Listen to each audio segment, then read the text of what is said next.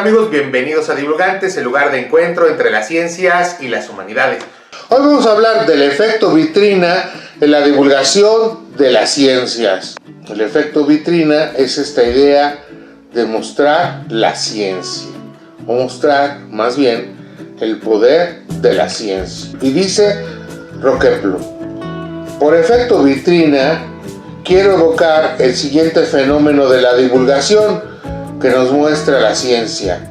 Nos hace ver a sus actores y sus productos, pero al mismo tiempo nos convence de que no seremos jamás lo bastante listos como para apropiarnos de esos productos, y sitúa a los propios científicos detrás de la vitrina, en un lugar inaccesible al que solo podemos contemplar desde lejos, es decir, desde la vitrina de un aparador.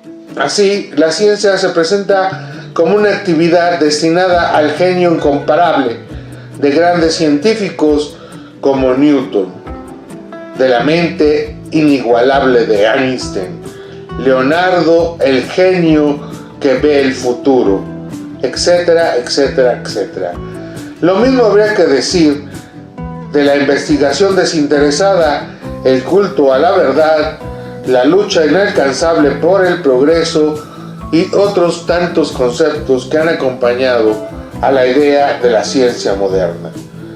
La divulgación de la ciencia que construye y celebra el mito de la cientificidad. El divulgador gusta de culpar a los medios, al cine, a la televisión, de construir una imagen pública de la ciencia distorsionada, pero resulta que la divulgación también ayuda a construir las representaciones sociales de la ciencia y recrear o crear una imagen distorsionada de la propia ciencia. Ronald Ellenberger y Kostas Kampuraskis, en La manzana de Newton y otros mitos acerca de la ciencia, nos dicen: los mitos acerca de la ciencia dificultan la alfabetización científica y presentan una imagen distorsionada de cómo se hace la ciencia. Estas narrativas, como todas las narrativas, son poderosas y suelen ser muy persistentes.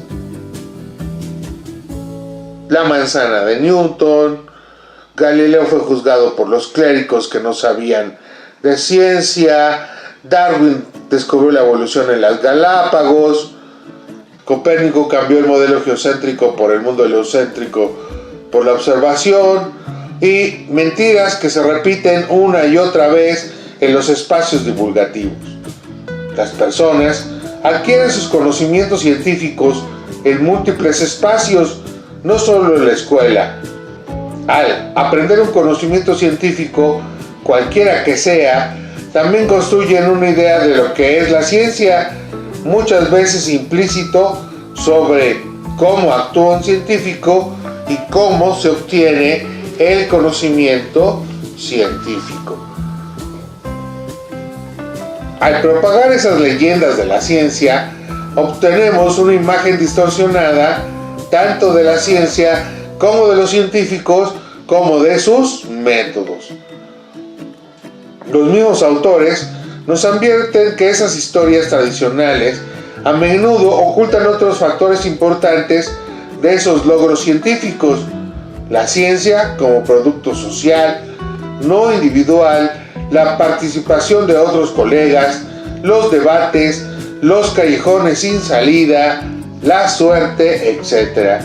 Esto lleva a construir una serie de estereotipos sobre qué es y cómo se practica la ciencia. El problema del modelo de déficit son sus bases cientificistas. La ciencia como única forma de saber, la idea de método como receta de cocina, la neutralidad valorativa de la ciencia y la técnica, el desarrollismo científico y tecnológico, etc. La divulgación en el modelo de déficit se muestra como una ciencia sin historia, una ciencia que no está abierta a lo complejo e incluso al error. Una buena divulgación de la ciencia, nos dice Roqueplo, entrar a las complejidades de la realización de las prácticas científicas. Incluso dice es necesario tener una actitud crítica, actitud que solo se puede obtener si se recibe más que información científica. Debemos recordar también que las formas y los medios también son excluyentes por sí mismos, pues están adaptados a los intereses y gustos de las capas y clases más favorecidas. Este mismo problema lo trabaja, por ejemplo, Bourdieu en su libro La Distinción, pero en este caso hablando del consumo cultural, el tiempo de ocio y los requerimientos económicos para acceder, el costo de las entradas a un museo, comprar un periódico, tener tiempo para el ocio, tener los signos claves para entender esos fenómenos culturales, etc. Un aspecto sociológico que no debe ser despreciado a la hora de pensar no solo la promoción cultural, sino también la divulgación científica. En el modelo de déficit, la ciencia deviene en propaganda, no en un acercamiento crítico, es decir, problematizador de la propia ciencia.